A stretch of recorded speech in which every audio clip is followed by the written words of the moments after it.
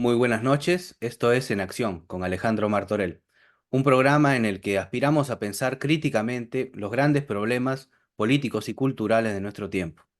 Hoy contamos con la presencia de Darío Villanueva Prieto para conversar sobre la lengua española y su libro El atropello a la razón, publicado en mayo de 2024. Darío Villanueva es licenciado en Filología Románica por la Universidad Santiago de Compostela y doctor en Filología Hispánica por la Universidad Autónoma de Madrid. Es catedrático de Teoría de la Literatura y Literatura Comparada de la Universidad Santiago de Compostela, de cuya Facultad de Filología fue decano entre 1987 y 1990. Es doctor honoris causa por 14 universidades de América, Asia y Europa. El 5 de julio de 2007 fue nombrado académico de la Real Academia Española, ocupando el sillón de la letra D. Ha sido director de esta institución desde el 8 de enero de 2015 hasta el 10 de enero de 2019. Es un conferencista destacado, ha publicado columnas en el diario El País y publicado varios libros y ensayos, entre los que destacamos Trayectoria de la novela Hispanoamérica actual, Teorías del realismo literario, Valle Inclán, novelista del modernismo, Poderes de la palabra, Morderse la lengua y El atropello a la razón. Y sin ánimos de provocar un encendimiento pasajero en el rostro de nuestro invitado, ni mucho menos provocar un momento fastidioso, me permito hacer una breve confesión. Considero que usted es una de las poquísimas personas que no solo tiene un verbo fluido y atractivo, sino especialmente elegante, ya que sabe unir perfectamente bien la elocuencia con la sustancia. Bienvenido, doctor Villanueva. Muchas gracias por aceptar la invitación. Gracias a usted por sus palabras y por esta invitación que agradezco mucho. Perfecto, entremos en materia. El atropello a la razón es el título del libro que usted ha publicado este año. Entiendo que la razón es un atributo propio y exclusivo del ser humano. ¿Por qué nuestras sociedades contemporáneas se empeñan en destruir algo tan preciado y fundamental como la razón? Y si la razón es combatida, ¿qué la sustituye? Ese es el gran tema que yo abordé en este libro, que está muy relacionado con otro que usted ha mencionado anterior, del año 2021, que se titula Morderse la lengua.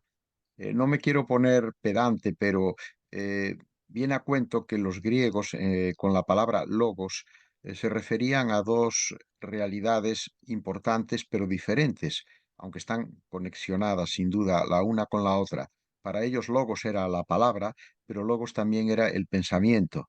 De manera que ese libro anterior, Morderse la lengua, tiene que ver con el logos como palabra, fundamentalmente en todo lo referente a esa forma de censura posmoderna que llamamos la corrección política, y también a esa perversión del contenido auténtico de las palabras, que es la llamada posverdad.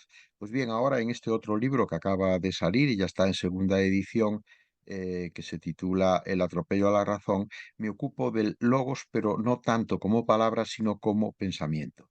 Efectivamente, la razón es una facultad que nos diferencia del resto de las especies animales, pero también fue el emblema de un siglo fundamental, en mi opinión, y en la de otros muchos, en la historia de la humanidad, que fue el siglo XVIII, conocido como el siglo de las luces. ¿Las luces de qué? Las luces de la razón, porque fue el momento en que, abandonando supersticiones anteriores, se puso la razón en el centro de la actividad humana y de la organización que a través de las personas se hace de la realidad y de la propia sociedad.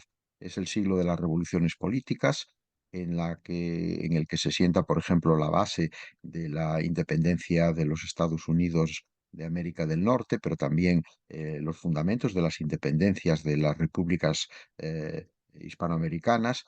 Se proclama la Declaración Universal de los Derechos del Hombre, de la persona. Es cuando comienza el feminismo a través de figuras tan importantes como Olympe de Gouges, por ejemplo. Es también cuando se le da un gran empuje a la ciencia, al saber, a través de la tarea de los enciclopedistas franceses, pero también con la gran aportación de una figura alemana que hoy, que este año estamos celebrando su tercer centenario, que es Immanuel Kant, cuyo gran lema era sapere aude, atrévete a saber. El ser humano tiene que exigirse a sí mismo el ejercicio constante de esa facultad de razonar para entender el mundo y para hacerlo mejor. Es un movimiento, por lo tanto, que favorece el universalismo, que favorece la integración por encima de las diferencias entre las personas y potencia extraordinariamente algo a lo que yo le presto atención en el libro igualmente, que es el sentido común. El sentido común es el sentido en contra de lo que dice nuestro refrán de que es el menos común de los sentidos. Yo no pienso eso, pienso lo contrario, pienso que el sentido común es el más democrático, el más transversal que existe, porque todas las personas lo tenemos independientemente también incluso de nuestra formación educativa, ¿no? El sentido común es la aplicación de la razón a la cotidianeidad.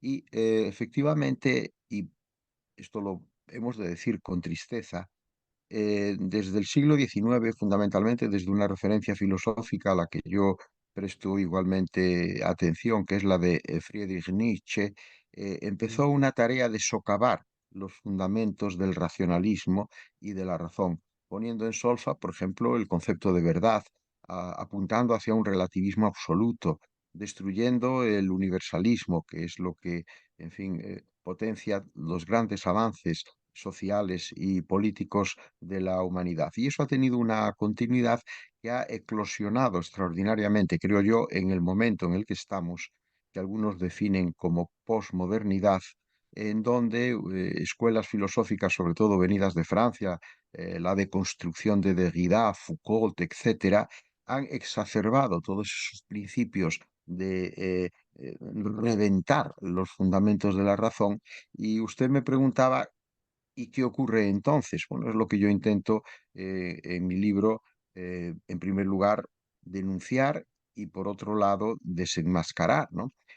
Pues ocurre que estamos llenando ese gran vacío a base, por ejemplo, de pulsiones sentimentales. El sentimiento está Ujú. desplazando al razonamiento.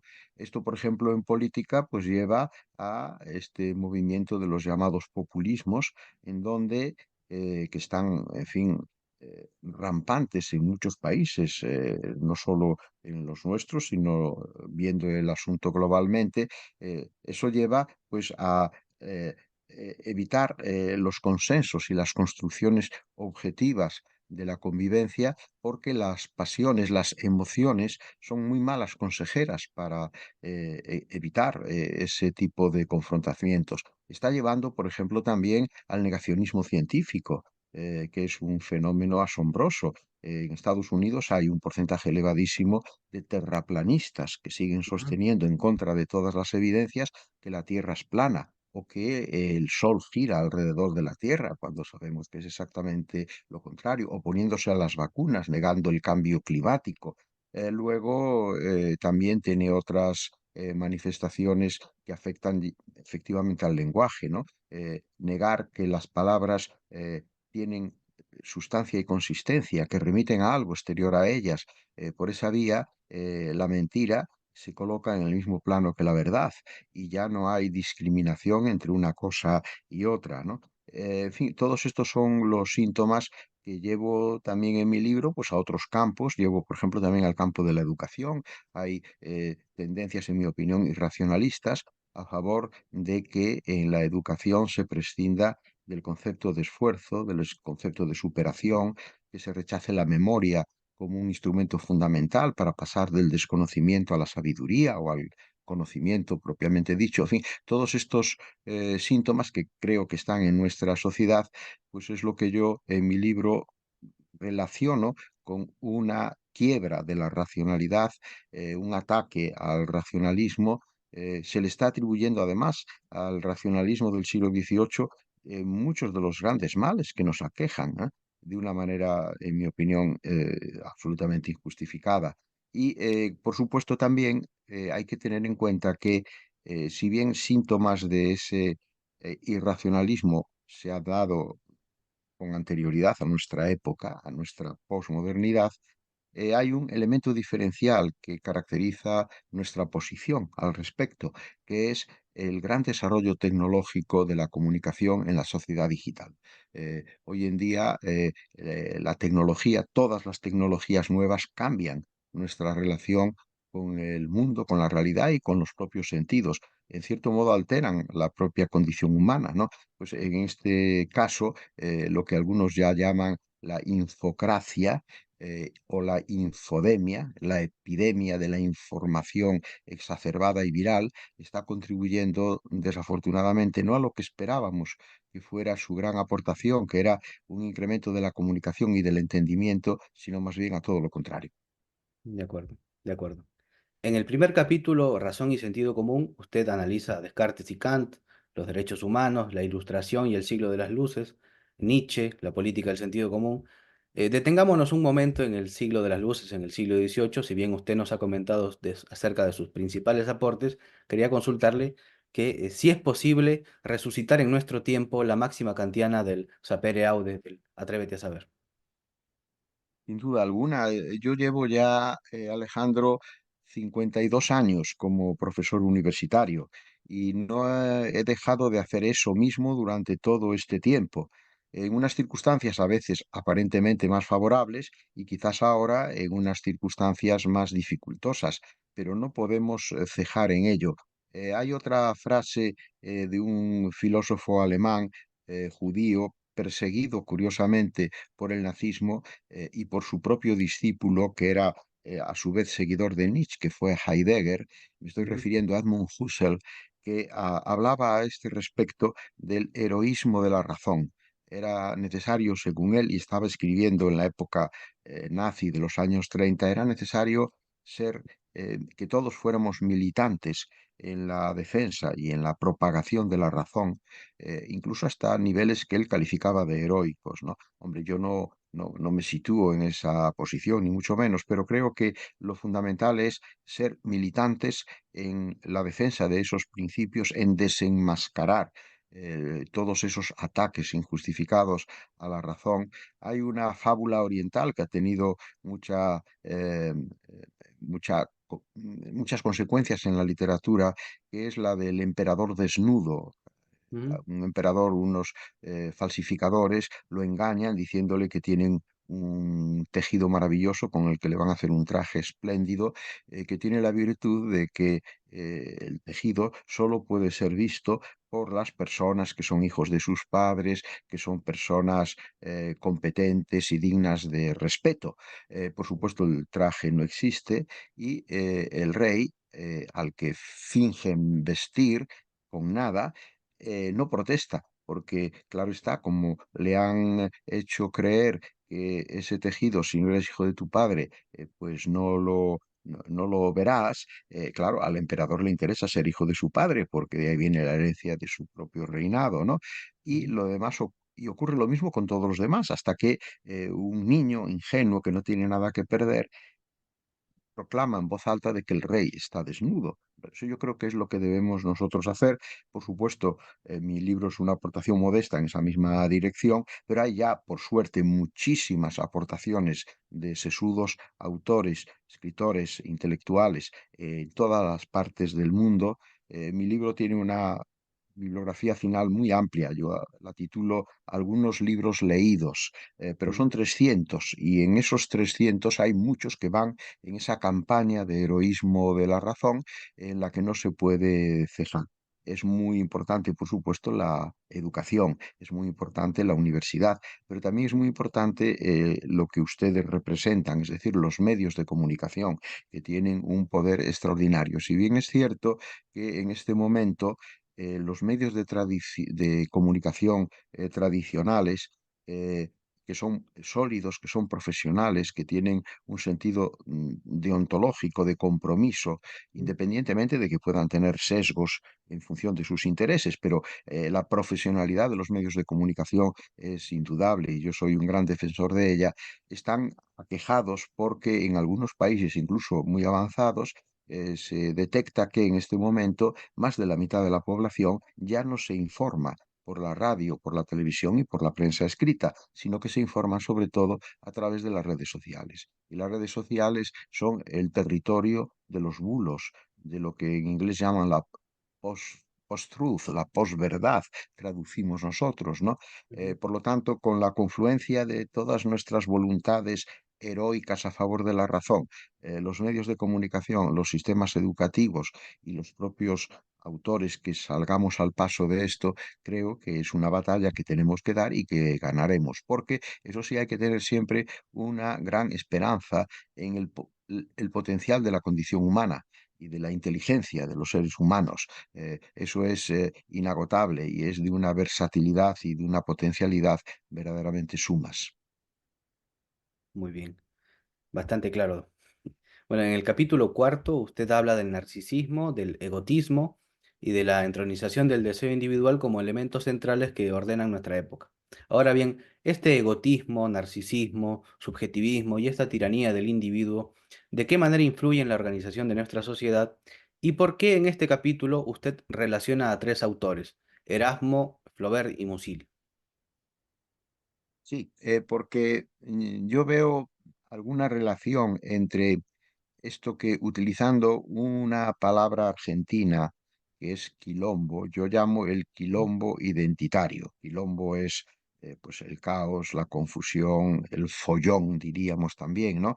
Quilombo identitario, efectivamente, creo que es uno de los síntomas de nuestro tiempo más preocupante, esa exacerbación del yo, que rompe eh, el sentido de la universalidad de la condición humana propia de la ilustración.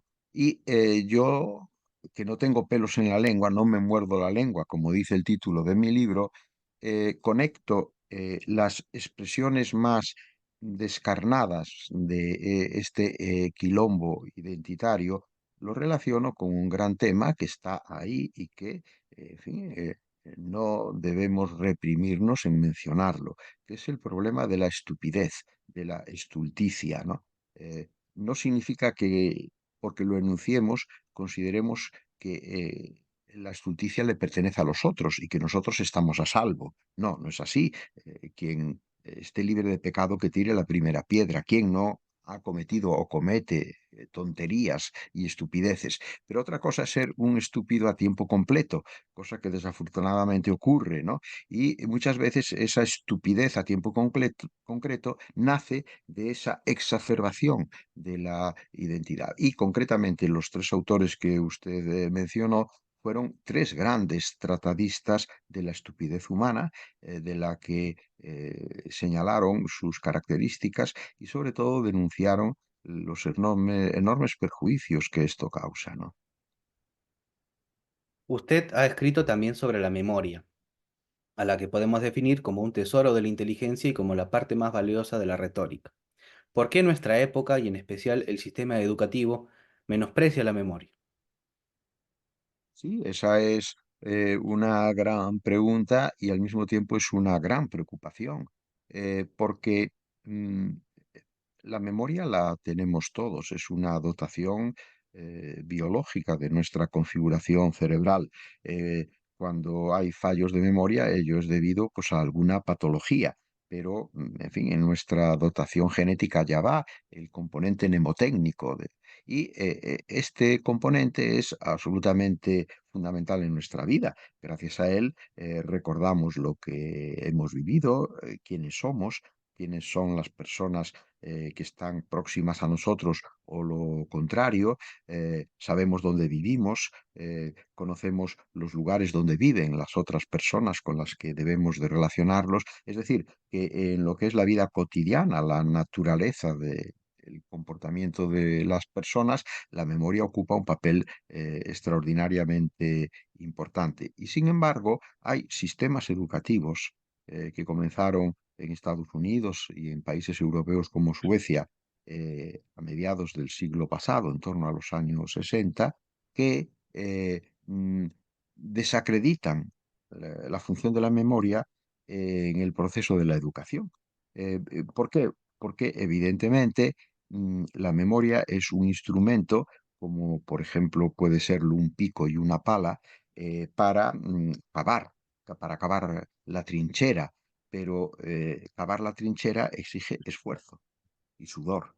Y la memoria es el instrumento que nos permite adquirir el conocimiento, pero mediante el esfuerzo, Ujú. mediante ese sudor que todos hemos padecido o hemos simplemente experimentado en nuestra en nuestro currículo educativo. Y ahí, Esto forma disculpe, parte de unos procesos educativos que sostienen que la enseñanza tiene que ser lúdica, tiene que ser placentera, tiene que ser extraordinariamente mm, favorable a las tendencias espontáneas de los estudiantes, en donde el profesor no puede ejercer autoridad exigiendo la memorización de las cosas, porque eso es una especie de agresión contra el niño o la niña. En fin, estas tendencias existen, incluso han hecho mucho daño y han sido denunciados los resultados nefastos de estos planteamientos. Por ejemplo, en Suecia hay muchísima bibliografía al respecto y sin embargo, pues ahí estamos, ¿no? En fin, hoy parece a veces que a la memoria la única utilidad que se le concede es que sea un instrumento para que memoricemos las claves para acceder a los ordenadores, a las computadoras, a los teléfonos inteligentes o a nuestras cuentas bancarias. Pero fuera de ahí no hay por qué utilizarla para saber la historia de nuestro país, para conocer los conceptos fundamentales del pensamiento y de la ciencia. Sin esto, sin la memoria, no podemos avanzar nada en un sentido positivo. claro. Bueno, como hay esfuerzos eh, bastante grandes de muchos, hay otras personas que tienen memoria prodigiosa, como por ejemplo Jorge Luis Borges, tengo entendido que dictaba conferencias cuando ya estaba con ceguera completa. Y de la misma manera, Giordano Bruno fue apresado, encarcelado por un discípulo suyo que bueno, tuvo dificultades para enseñarle técnicas de la memoria, la mnemotécnica. Bueno, de tal manera que la memoria es algo muy importante, algo muy valioso. Otro aspecto o un aspecto destacable de nuestra época es la alteración o trastorno que se hace de la lengua por motivaciones ideológicas.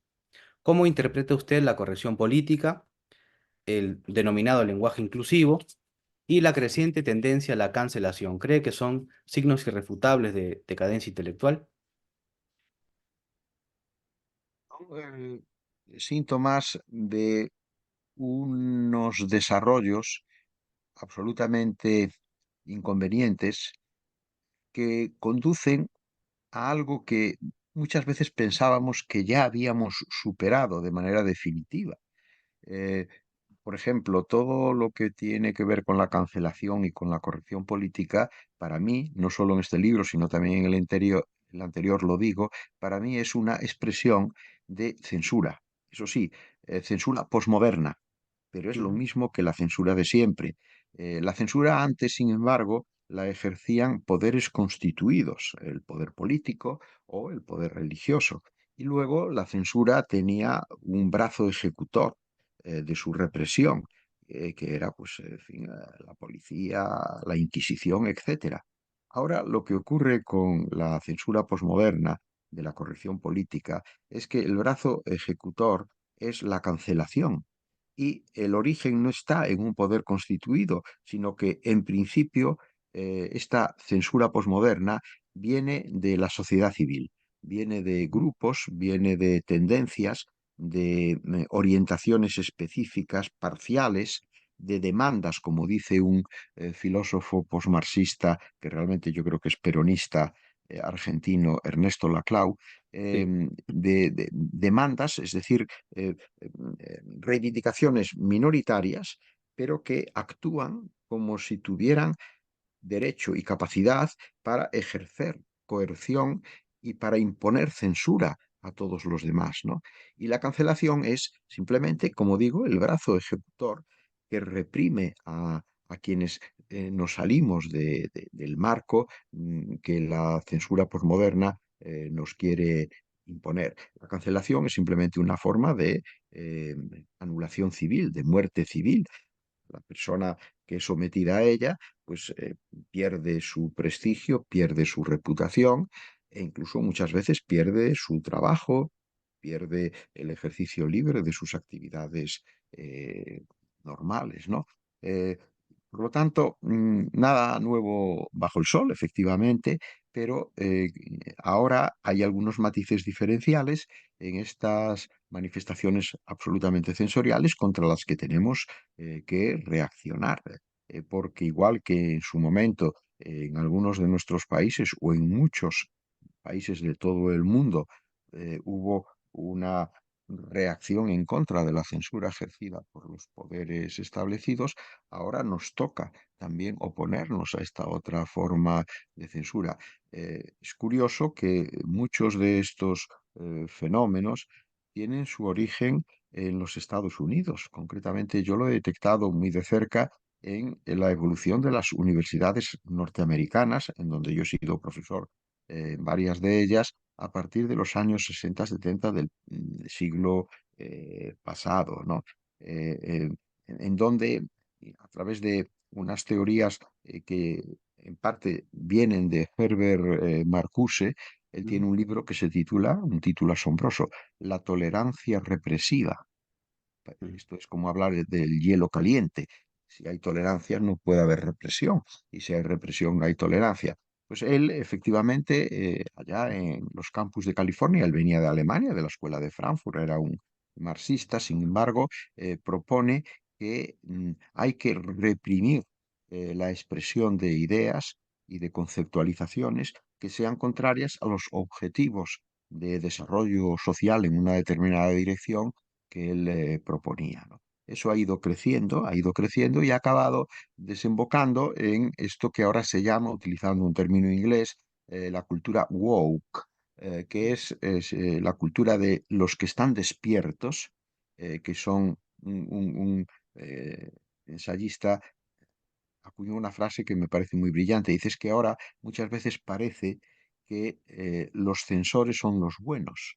Efectivamente, que son los woke, los que están despiertos, los que están continuamente diciéndonos que los demás somos pecadores y que tenemos que ser castigados precisamente por ese pecado que consiste simplemente en ver las cosas de una manera distinta a cómo la ortodoxia de la corrección política impone, ¿no? Esa última evolución de lo woke viene también de allí, pero está extendiéndose por otros lugares, si bien yo creo que concretamente nuestra cultura, la que compartimos a ambos lados del Atlántico, países europeos y países americanos, estamos nosotros vacunados en parte contra esos excesos, ¿no? Yo veo que resistimos mejor a la influencia nefasta de esta orientación. ujú. Completamente de acuerdo. Bueno, hay un recorrido, Orwell, por ejemplo, se le censuró el libro Rebelión en la Granja. Hay un escrito de John Milton, si no me equivoco, la Aeropagítica o la Aeropagita, no recuerdo bien ahora. Bueno, Pacífica, sí. así es. Bueno, y alguna vez Ujú. escuché decir que estamos en una especie de macartismo moral, en un macartismo actualizado, una reactualización del macartismo. Bueno, le agradezco, querido doctor Villanueva, por darnos esta juiciosa, instructiva e interesantísima entrevista. Ha sido usted muy amable. No, los amables han sido ustedes por su interés y estaré siempre a su disposición. ¿Algo más que agregar sobre su libro? Pues no, nada más. Eh, simplemente que agradezco el interés que ustedes muestran porque yo durante más de 50 años he sido profesor universitario de literatura, algo más, porque aparte de decano de mi facultad, fui rector de mi Mm, universidad. O sea que he tenido una incidencia sobre la gestión de unas colectividades más amplias que mi mundo específico de la filología y de la literatura. Pero ahora, desde que ya, en fin, no estoy jubilado, pero desde que ya he llegado a una edad que usted se puede imaginar cuál es, pues me siento más motivado por ocuparme más allá de lo que es la literatura, que nunca abandono, de lo que ocurre en la sociedad como un elemento característico de esta época posmoderna en la que nos encontramos. Y de ahí viene pues la redacción de mis últimos libros y concretamente el Atropello a la razón, que por cierto, yo estoy muy orgulloso de su título porque lo tomé ujú. prestado de un tango de Enrique Santos Discépolo que se titula Cambalache, en donde se dice qué falta de respeto, qué atropello a la razón. Sí, muy, muy conocido tango, interpretado entre otros por Sosa. Bueno, la transmisión de nuestro programa se da a través del canal de YouTube de la Coordinadora Republicana, el portal La Abeja, BHTV, tu canal por cable más, Ves Cable, Conectados TV, 29 operadores de cable y se reproduce también por las redes sociales. Esto ha sido En Acción. Volvemos la próxima semana.